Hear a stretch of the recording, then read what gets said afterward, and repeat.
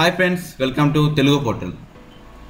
ఈ రోజుల్లో సోషల్ మీడియాలో అలాగే యూట్యూబ్లో వైరల్ అయిన వార్త అదే అండి, ప్రభాస్ గారిది అనుష్క గారిది లవ్ స్టోరీ అని చెప్పేసి.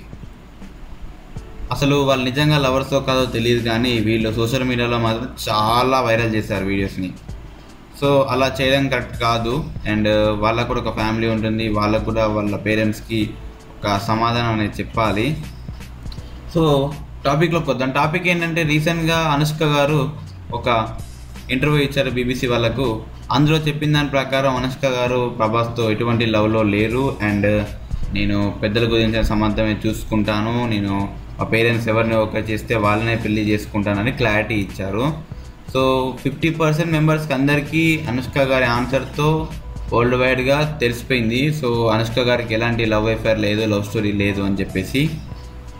సో దీన్ని బట్టి మనం 50% మాత్రమే అనుకున్నారు. ఎందుకు అంటే ఇలాగే చెప్తారు బయట అని అనుకోవచ్చు. సో వాళ్ళకి దాచాల్సిన అవసరం ఏంటండి, వాళ్ళకి ఏం భయం? వాళ్ళు ఏమైనా ప్రాబ్లం నిజంగా ఉంటే చెప్పేవాళ్ళు కదా.